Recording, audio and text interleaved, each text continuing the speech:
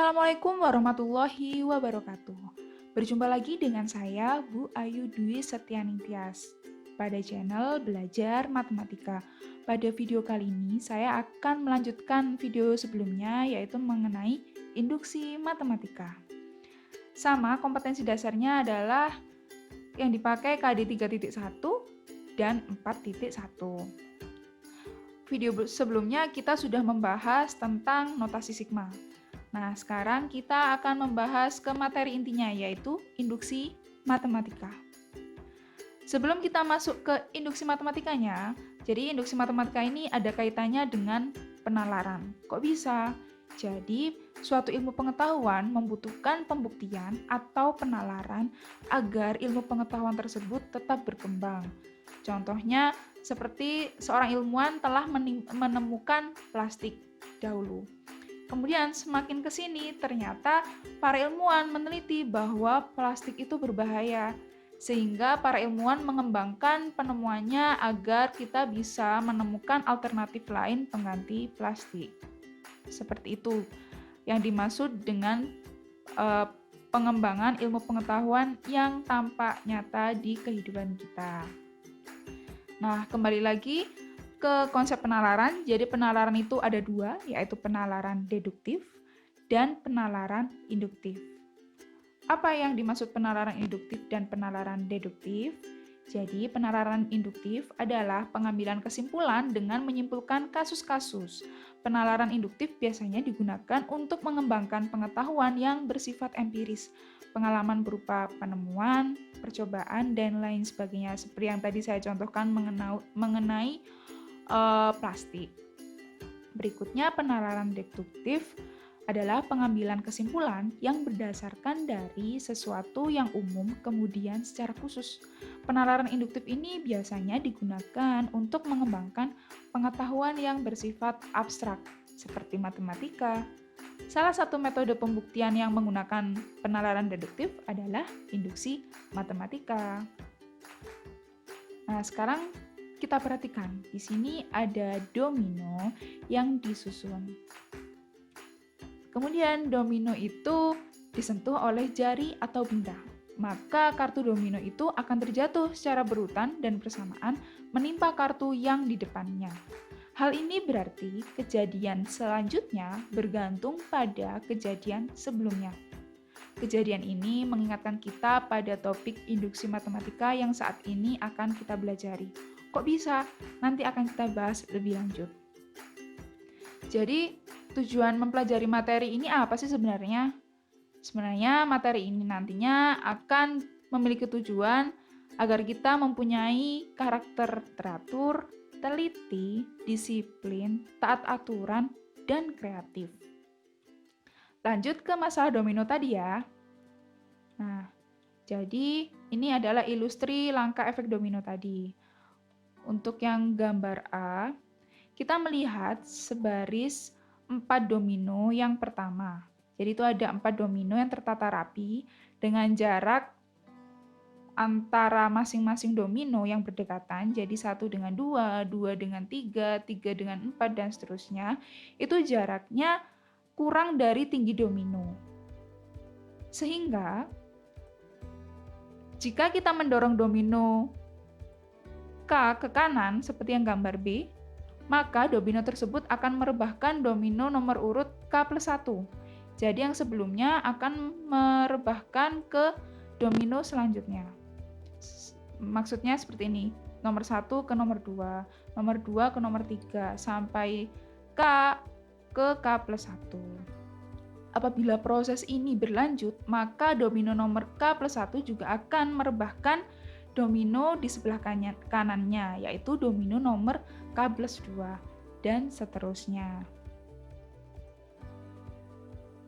Nah, dorongan terhadap domino pertama, yang nomor 1 tadi, merupakan analogi dari bilangan 1 menjadi anggota bilangan S semesta.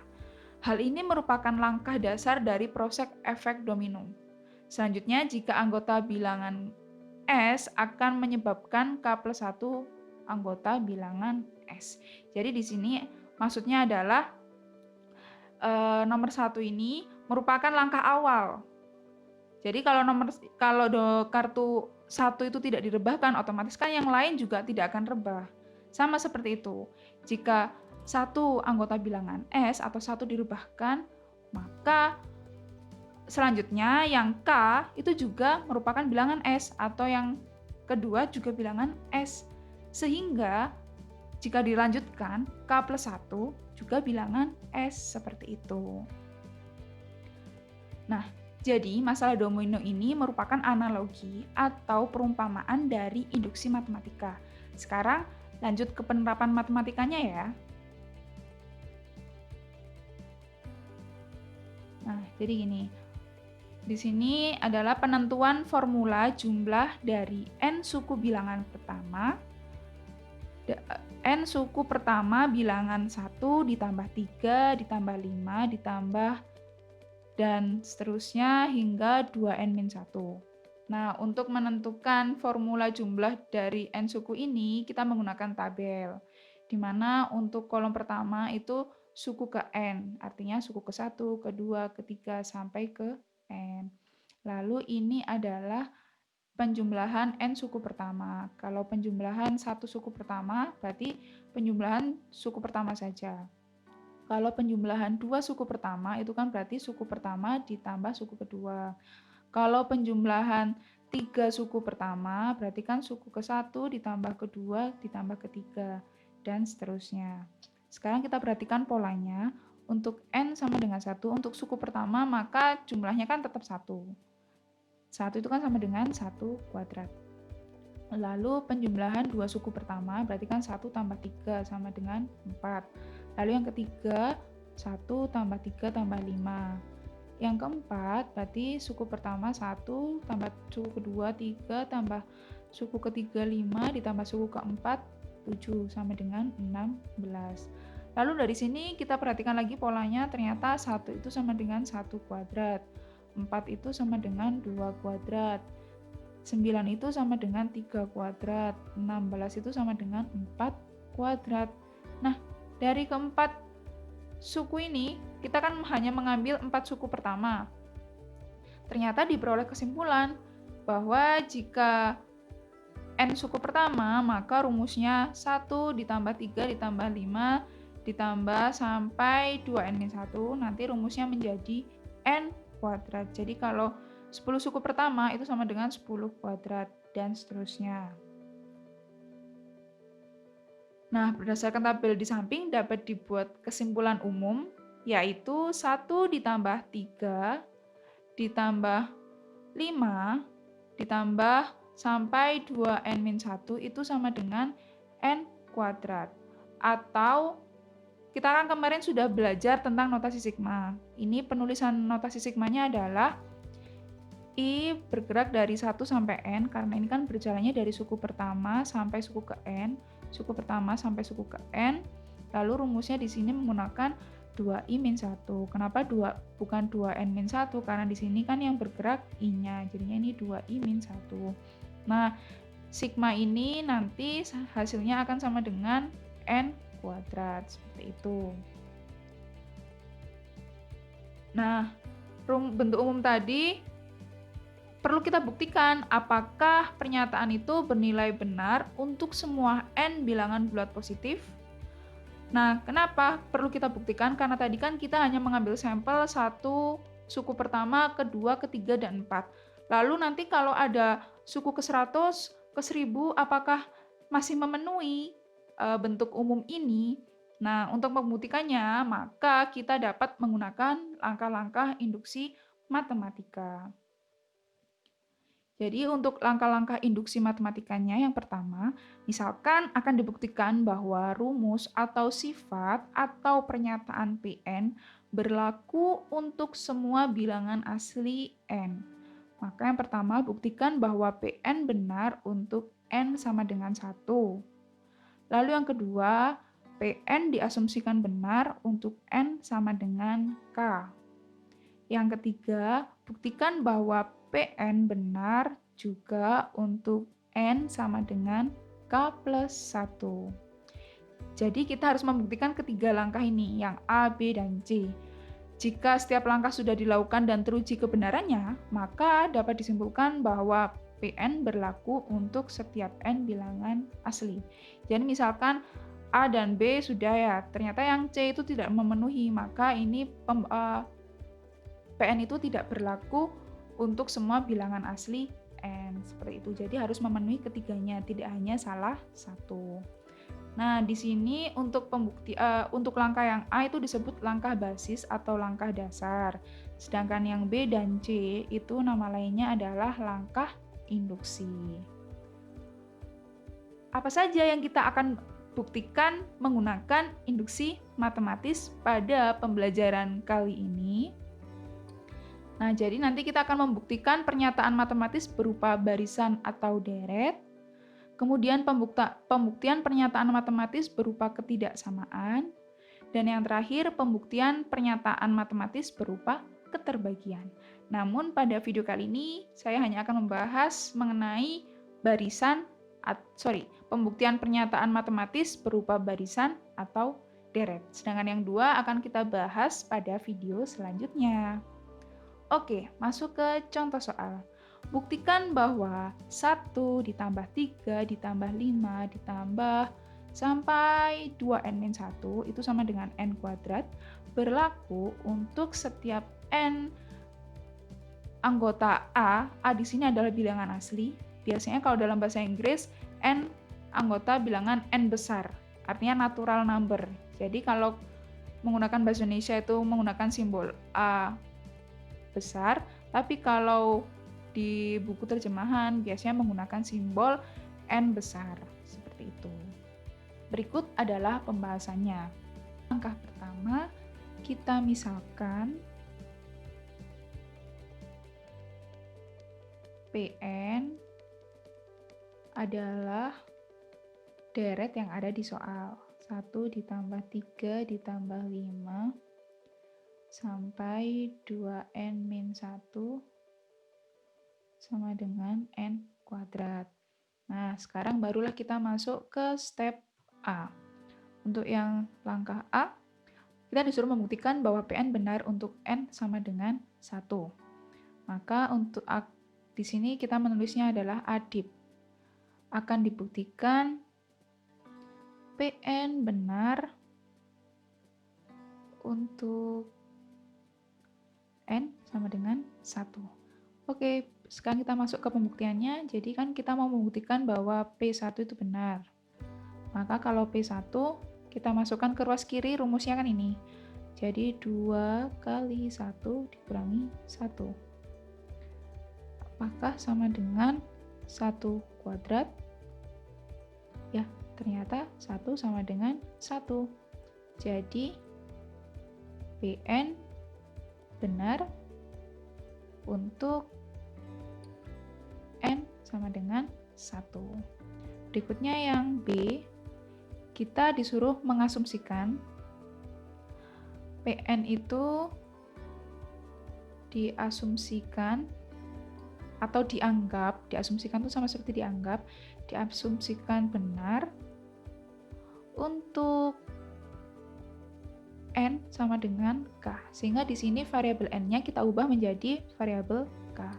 1 ditambah 3 ditambah 5 ditambah 2k min 1 sama dengan k kuadrat. Lalu yang C, kita disuruh membuktikan bahwa Pn benar juga untuk n sama dengan k plus 1. Karena diminta untuk membuktikan, maka ini juga adip seperti yang A. Maka akan dibuktikan Pn benar untuk n sama dengan k plus 1. Sehingga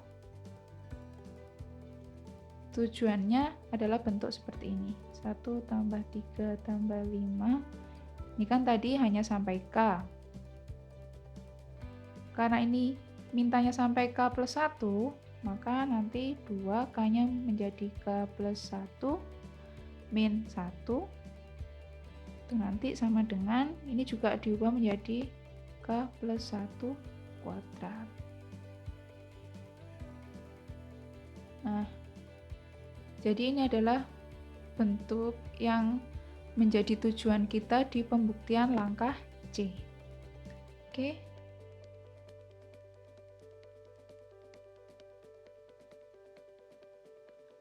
Nah, sekarang kita tulis bukti.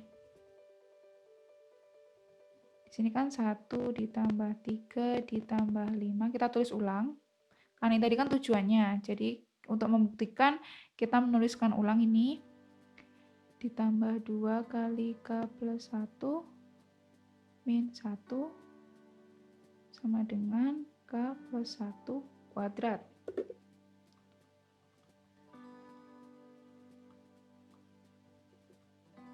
Nah, di sini berdasarkan yang B, dari 1 sampai 2K min 1, ini kan nilainya sama dengan K kuadrat. Lalu ditambah 2K plus 1 min 1. Nah, jadi untuk membuktikan yang C, itu kita jalankan yang ruas kiri saja. Sedangkan yang ruas tetap, bentuknya biarkan seperti itu. Karena nanti kita tujuannya ruas kiri menyamakan ruas kanan. Kalau sama-sama bergerak, nanti kita malah bingung kan? Seperti itu. Jadi ini K kuadrat ditambah 2K plus 1 min 1. K kuadrat, maaf ini 2. Ditambah 2K, 2 dikurangi 1, 1.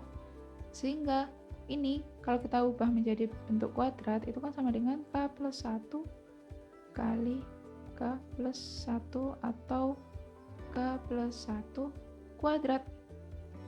Nah, ternyata ruas kiri sama dengan ruas kanan. Karena terbukti sama, maka kita dapat menyimpulkan bahwa ini nulisnya. Jadi PN benar untuk N sama dengan K plus 1. Nah, sehingga kesimpulan akhirnya PN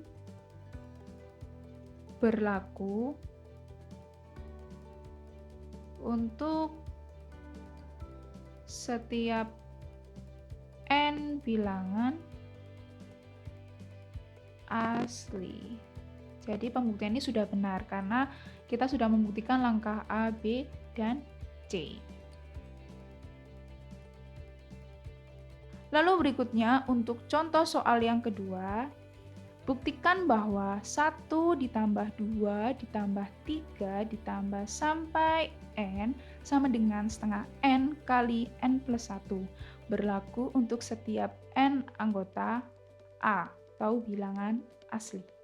Berikut adalah pembahasannya. Jadi kita misalkan dulu, misalkan PN adalah 1 ditambah 2 ditambah 3 sampai N itu sama dengan setengah kali N plus 1. Untuk pembuktian yang A, adip akan dibuktikan PN benar untuk N sama dengan 1. Maka pembuktiannya ketika P1 ini jadinya 1 sama dengan setengah kali 1 dikali 1 tambah 1. Sehingga 1 sama dengan setengah kali 2, 1. Jadi PN benar untuk N sama dengan 1. Langkah yang B,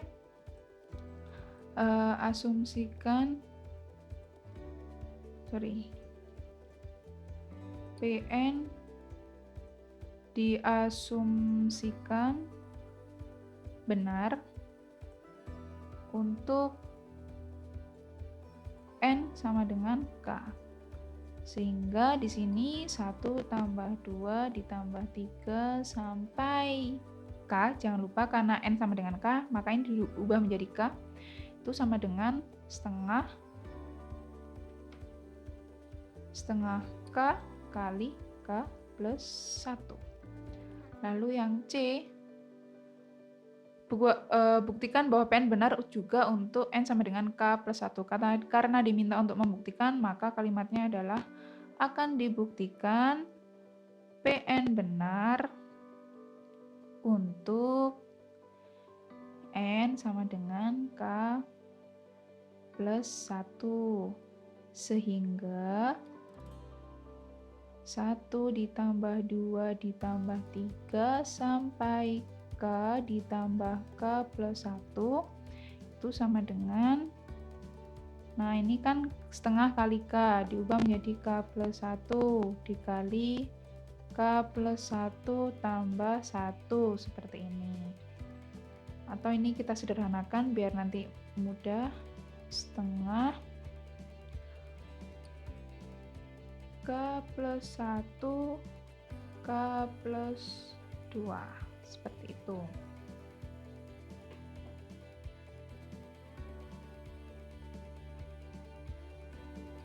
Atau bisa juga kalian jabarkan setengah K kuadrat ditambah 3K ditambah 2. Jadi ini dikalikan masing-masing sehingga nanti bentuk sederhananya seperti ini.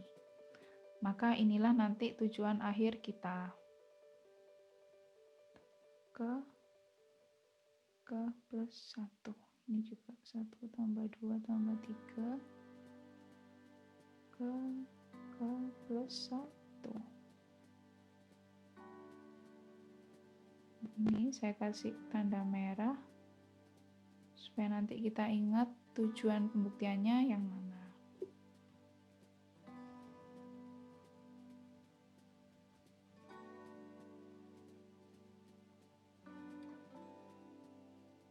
Oke, masuk ke bukti.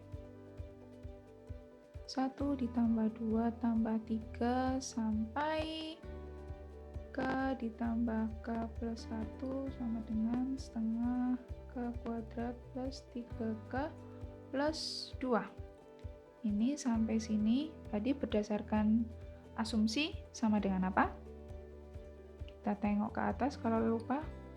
Setengah, ini kan nilainya sama dengan yang ini.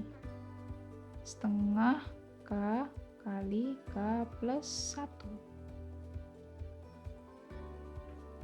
Lalu ini ditambah K plus 1. Nah, ini ditambah ini. Langkah pertama kita samakan penyebutnya terlebih dahulu. Ini kan berarti K kuadrat ditambah K ditambah K, ini kan awalnya penyebutnya 1. Karena dijadikan 2 bagi 1 kan 2. 2 kali ini jadinya 2K plus 2. Masih ingat kan tentang penjumlahan pecahan di mana langkah awal kita harus menyamakan penyebutnya. Lalu karena penyebutnya disamakan, maka nanti pembilangnya juga harus dikalikan sesuai penyebutnya. Seperti itu. Kalau ini kan tadi per 2, sudah jadi per 2, maka di sini kan tetap K kali K plus 1. Atau ini saya jabarkan menjadi K kuadrat plus K. Sedangkan untuk yang ini, K plus 1 per 1 supaya menjadi per 2, maka kan masing-masing pembilang dan penyebut harus dikalikan 2. Maka ini menjadi 2K plus 2. Lalu ini K kuadrat plus 3K plus 2 per 2. Kalau difaktorkan menjadi K, nggak usah difaktorkan. Oke, sama nggak bentuknya seperti ini? K kuadrat plus 3K plus 2. Beda Bu, ini setengahnya di luar. Oke, setengah kali ini kan kita bisa juga menuliskannya seperti ini. Per 2. Nah, karena sudah terbukti benar, jadi PN benar untuk N sama dengan K plus 1. Sehingga kesimpulan yang terakhir, PN benar untuk setiap N bilangan asli. Jadi tujuan induksi ini sebenarnya kita akan menyimpulkan bahwa rumus itu berlaku untuk semua bilangan asli. Seperti itu. Dan yang terakhir, Buktikan bahwa sigma T sama dengan 1 sampai N 3T min 2 sama dengan setengah kali 3N kuadrat min N, berlaku untuk setiap N anggota bilangan asli. Untuk pembahasannya, pada contoh kali ini sedikit berbeda dengan contoh-contoh sebelumnya karena pada contoh yang ketiga ini kita menggunakan notasi sigma, tetapi konsepnya tetap sama. Langkah awal kita sama seperti tadi, kita misalkan dulu Pn adalah sigma T sama dengan 1 sampai N 3T min 2 sama dengan setengah kali 3N kuadrat min N. Setelah dimisalkan Pn-nya, baru kita masuk ke pembuktian yang A. Akan dibuktikan Pn benar untuk N sama dengan 1. Sehingga di sini P1. Nah, karena P1, maka ini kita masukkan 1. Jadi 3 kali 1 kurangi 2. Ya kan, kalau 1, N-nya kan 1, berarti kan dia bergeraknya hanya ketika T sama dengan 1. Itu nanti sama dengan setengah 3 kali 1 kuadrat min 1. Oke, kita cek apakah mereka sama. 3 kali 1, 3 kurangi 2, 1. Lalu ini setengah kali 3 kurangi 1, berarti setengah kali 2, 1 juga. Nah, ternyata benar. Jadi, Pn benar untuk N sama dengan 1.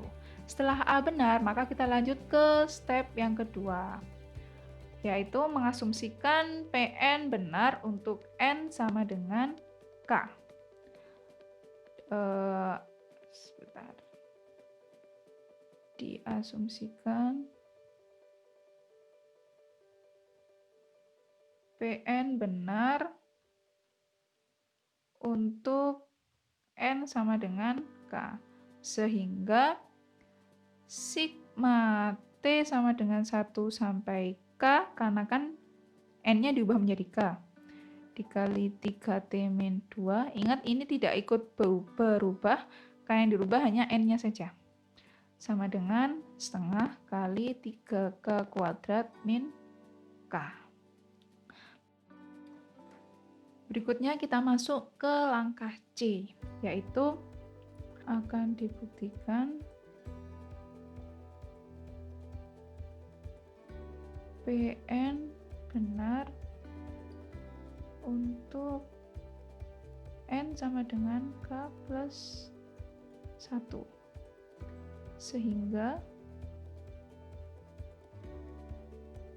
nanti sigma T sama dengan 1 sampai K plus 1, 3T min 2 itu sama dengan setengah kali 3K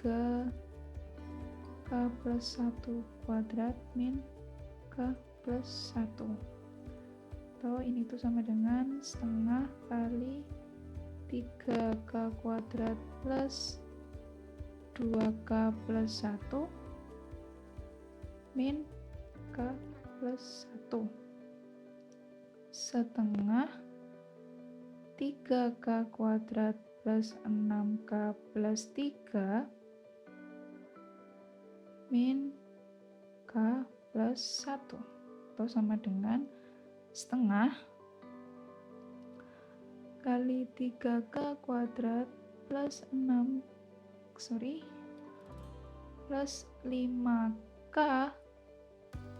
plus 2. Seperti itu.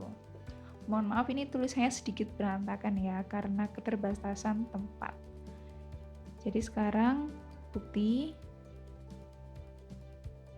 Untuk bukti, berarti kan kita harus menunjukkan sigma 3T1 sampai K plus 1 3T min 2 sama dengan setengah kali 3K kuadrat plus 5K plus 2. Oke, untuk pembuktiannya kita bergerak dari yang kiri. Ini kan T1 sampai K plus 1.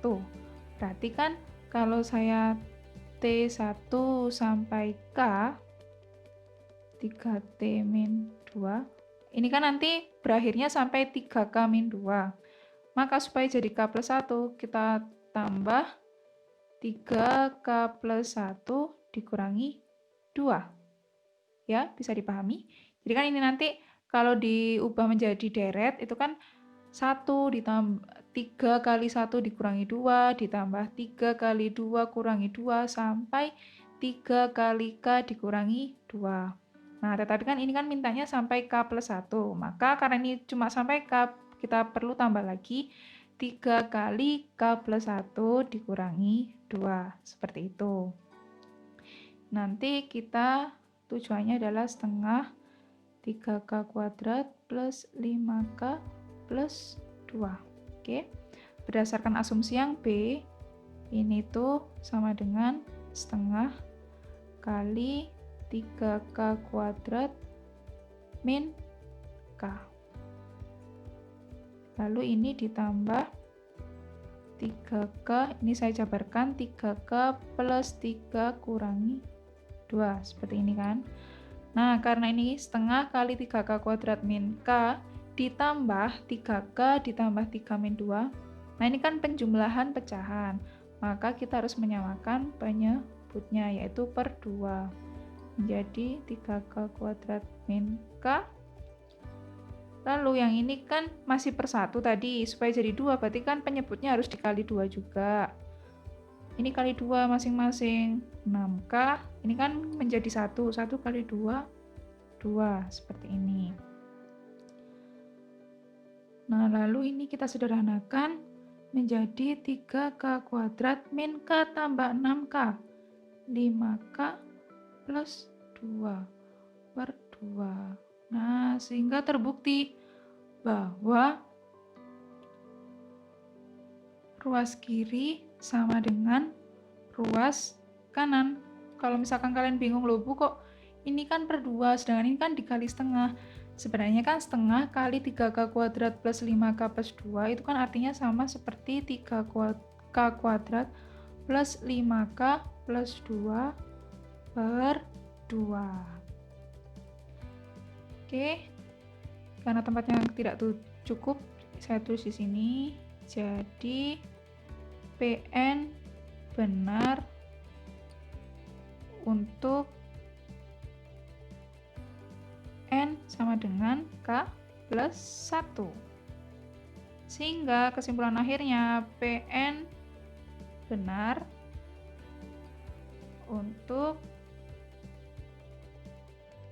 setiap N bilangan asli. Jadi ini simbol untuk setiap N, ini elemen maksudnya ya. Oke, terbuktilah untuk yang C. Oke, mungkin cukup sekian untuk video kita kali ini. Pada video berikutnya kita akan membahas tentang 2 pembuktian selanjutnya. Terima kasih telah menyaksikan. Semoga bermanfaat. Jika ada kritik dan saran yang bisa membangun channel ini agar lebih bermanfaat dan menjadi lebih baik, silahkan tulis di kolom komentar. Wassalamualaikum warahmatullahi wabarakatuh.